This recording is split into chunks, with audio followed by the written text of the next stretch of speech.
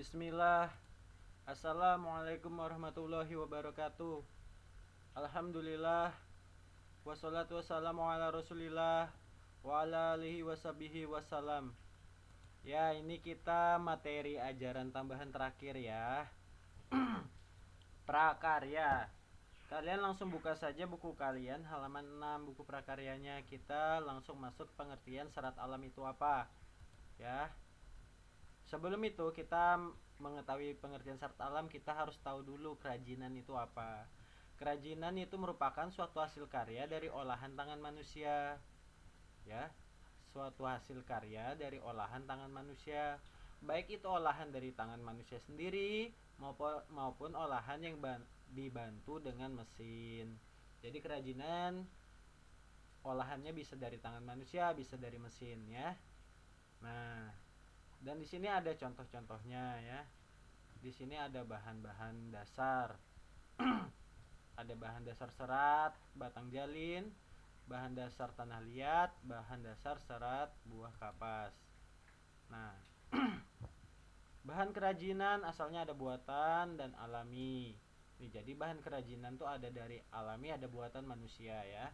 Yang alami itu benda yang di lingkungan sekitar. Terdapat banyak di alam yang dapat langsung digunakan langsung untuk bahan baju kerajinan. Tadi contoh kapas, kepompong sutra, bulu domba, bulu alpaka. Ya.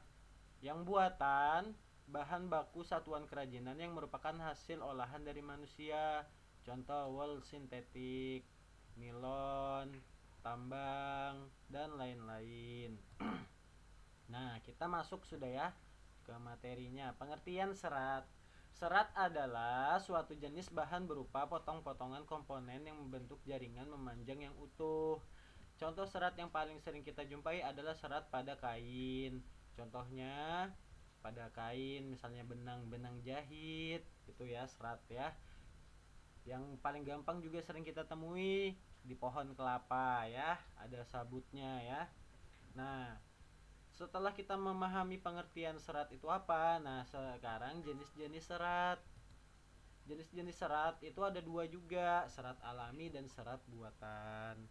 Serat alami adalah serat yang langsung dapat ditemukan di alam yang langsung dapat digunakan sebagai bahan mentah dalam membuat kerajinan.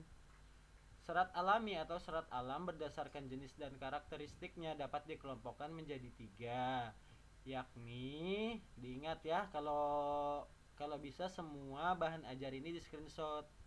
Jadi kalian tidak perlu juga membuka buku untuk bahan belajarnya. Soalnya nanti ulangannya ada di sini semua ya. Serat dari tumbuhan dan serat dari hewan dan mineral. Jadi ada 3 ya. Serat alami dari tumbuhan, hewan, dan mineral. Tetapi dalam hal ini kita hanya fokus pada serat tumbuhan dan hewan. Jadi kita fokusnya di 2 serat ini aja ya. Serat alami 2 ini saja, kita fokusnya tumbuhan dan hewan. Kita lanjut. Nah, serat dari tumbuhan itu ada 4. Serat dari biji, serat dari buah, serat dari batang, serat dari daun. Nah, yang pertama ini serat dari biji. Kalian bisa buka bukunya halaman 8. Nah, ini serat biji ya. Ada kapas, biji kapas, dan serat biji kapuk. Terlihat sama tapi sebenarnya berbeda ya. Kalau kapas dia lebih halus, dan dari kapuk dia agak kasar. Nah, untuk kapuk ini biasanya digunakan untuk sebagai kasur, tilam ya. Kalau kapas biasanya untuk digunakan untuk lap muka, lap luka, dan sebagainya ya. Ini serat dari biji ya. Kita lanjut. Serat dari batang belum Ustadz buat, cuman nanti Ustadz akan jelaskan sedikit. Nih contohnya dulu ya, kerajinan dari kapas dan kapuk. Sudah Ustadz sampaikan tadi ya. Kerajinan tilam dari bahan dasarnya kapuk. Kerajinan dari bahan dasar kapas bisa dibuat jadi pakaian ya. Banyak fungsinya kapas ya. Nah, oh ini ada serat batang. Serat batang mahkota dewa. Struktur batang tumbuhan tentunya tidak sama satu dengan lainnya. Jenis batang yang menghasilkan serat alam dapat berupa jenis batang yang berkambium atau tidak berkambium.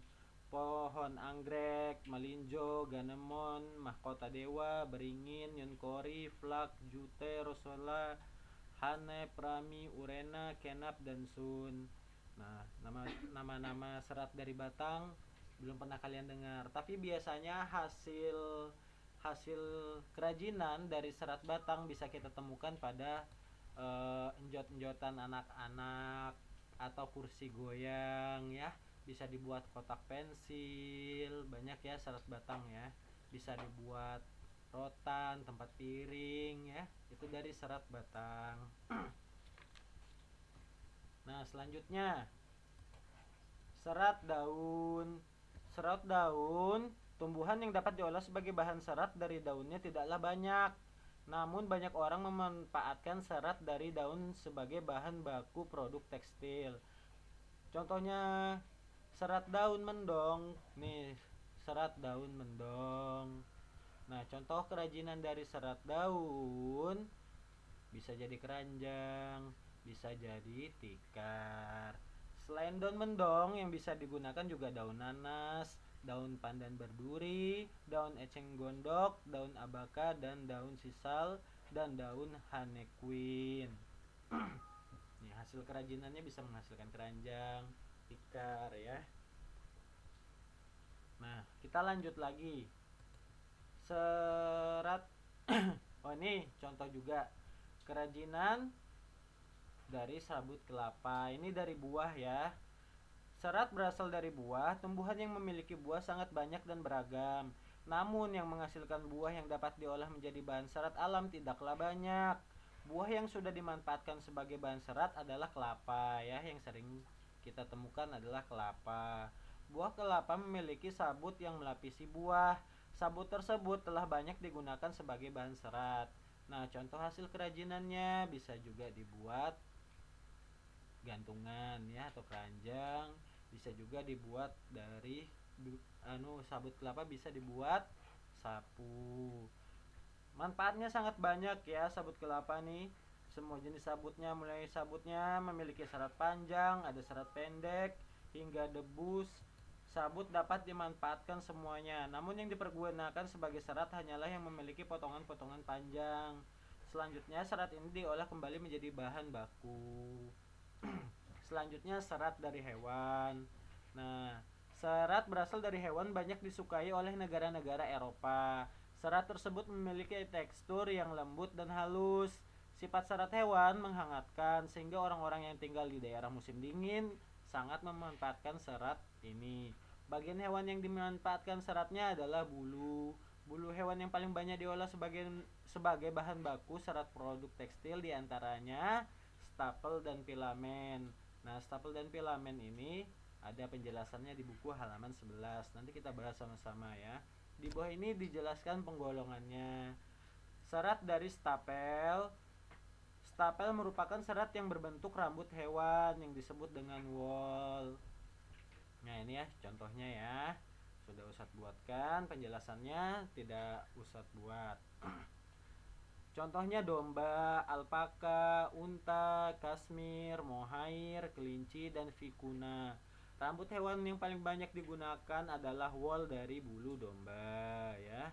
Serat bulu alpaka, serat bulu domba ya, itu kalau dibuat jadi jaket hangat ya.